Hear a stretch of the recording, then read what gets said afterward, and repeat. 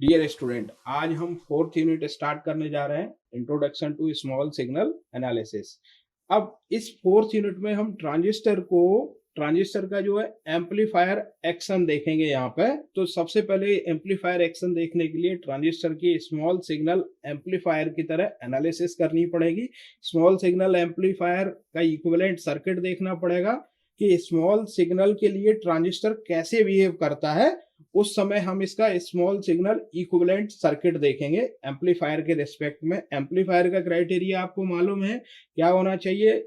Maximum input resistance, minimum output resistance, high voltage gain, low high voltage gain and high current gain. तो ये सारे criteria fulfil करना चाहिए। तो उस समय जब हमने देखा था, डिफरेंट कॉन्फ़िगरेशन देखी थी, तो कॉमन इमीटर कॉन्फ़िगरेशन यहाँ फुलफिल करता है। तो हम यहाँ common emitter configuration, common base configuration, common collector configuration के इक्विवेलेंट मॉडल देखेंगे जो स्मॉल सिग्नल एम्पलीफायर की तरह काम करते हो। फिर इसके बाद जब एम्पलीफायर की बात है तो एम्पलीफायर की हमेशा बैंडविड्थ और फ्रीक्वेंसी बैंड जिसमें वो ऑपरेट करेगा, जिसमें वो सेटिस्फैक्टरी गेन प्रोवाइड करेगा, उसकी बात भी हम करेंगे यहाँ। तो एम्पलीफायर बैंडविड्थ की बात करेंगे।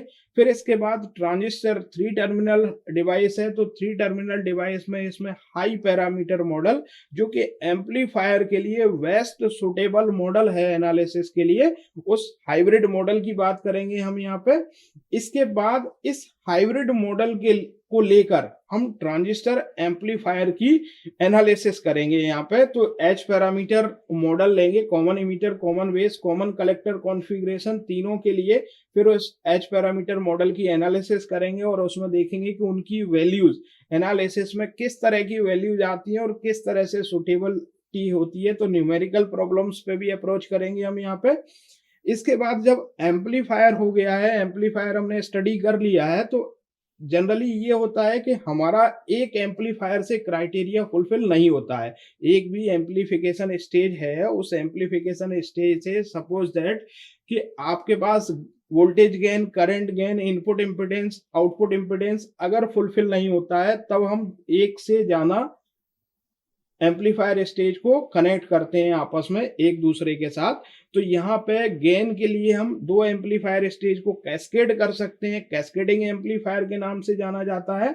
तो generally common emitter, common emitter, common emitter, common collector और कॉमन इमीटर, कॉमन बेस, जब हम सिंपल सारी स्टेज को कनेक्ट करते हैं तो सिंपल कैस्केडिंग स्टेज के नाम से जाना जाता है। लेकिन अगर हम कॉमन इमीटर और कॉमन बेस कॉन्फ़िगरेशन को कनेक्ट करें तो इस को कास्केड एम्पलीफायर के नाम से जाना जाता है, जो आपको ध्यान रखना है। तो हम यहाँ पे कैस्केड एम्पलीफायर की भी बात करेंगे, सारे कास्केड एम्पलीफायर की बात करेंगे। फिर इसके बाद कुछ इंपॉर्टेंट टेक्निक्स होती हैं जो इनपुट इम्पीडेंस को बढ़ाने के और आउटपुट इम्पीडेंस को कम करने के काम आती हैं। तो इनपुट इम्पीडेंस को बढ़ाने के लिए हम डार्लिंगटन एम्पलीफायर का यूज करेंगे जो कॉमन कलेक्टर कॉन्फ़िगरेशन में होता है।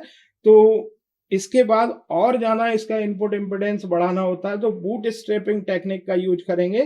तो यहाँ पे मल्टी स्टेज एम्पलीफायर के अंदर हम cascading amplifier, boot strapping technique, Darlington amplifier, cascade amplifier study करेंगे।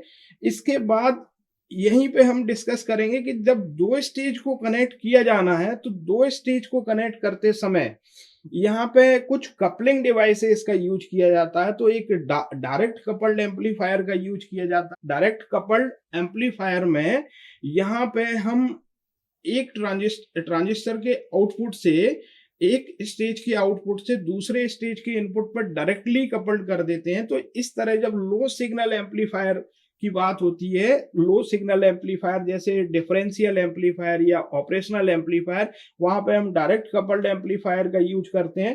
ट्रांसफार्मर कपल और चोक कपल एम्पलीफायर का भी यूज करते हैं। इसमें एक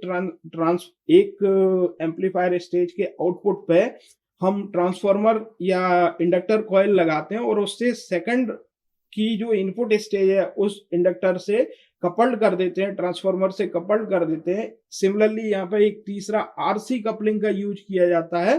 तो RC coupling most versatile coupling है। यहाँ पे आउटपुट में लोड रेजिस्टेंस रहता है एक स्टेज के, और उसे कैपेसिटर के साथ दूसरे स्टेज के इनपुट पे कनेक्ट कर देते हैं।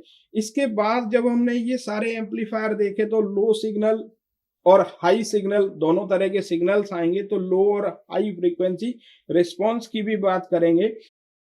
इसके अलावा जब ट्रांजिस्टर एम्पलीफायर जब हाई फ्रीक्वेंसी पे काम करेगा तो वहाँ कैपेसिटिव इफेक्ट भी होगा, और कैपेसिटिव इफेक्ट के कारण एक नया मॉडल यहाँ पे देखने को मिलता है, that is known as the hybrid pi model.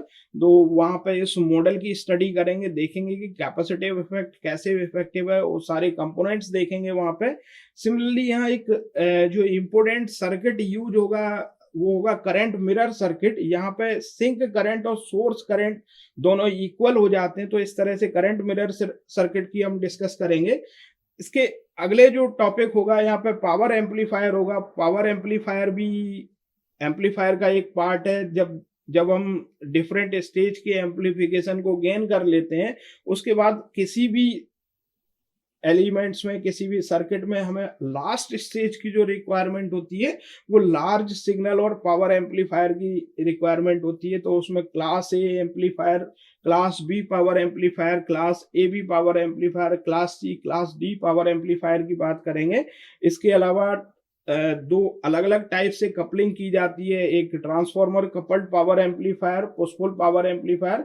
इस तरह से डिफरेंट टाइप के पावर एम्पलीफायर्स की बात करेंगे, और इन पावर एम्पलीफायर्स में किस तरह के डिस्टॉर्शन आ सकते हैं वो डिस्टॉर्शन की भी बात करेंगे। तो यहाँ पे हार्मोनिक डिस्टॉर्शन, स्पेशली उसमें सेकंड हार्मोनिक डिस्टॉर्शन, और सेकंड हार्मोनिक डिस्टॉर्शन के कारण क्रॉस ओवर डिस्टॉर्शन, उसके बारे में भी बात करेंगे। तो ये सारे जो कंटेंट्स से, वो फोर्थ यूनिट के कंटेंट से मेनली बहुत इंटरेस्टिंग होने वाला है ये फोर्थ यूनिट। और इसमें मोस्टली डेरिवेटिव पार्ट भी जाना होता है, तो हमें बहुत ध्यान से देखना है फोर्थ यूनिट को।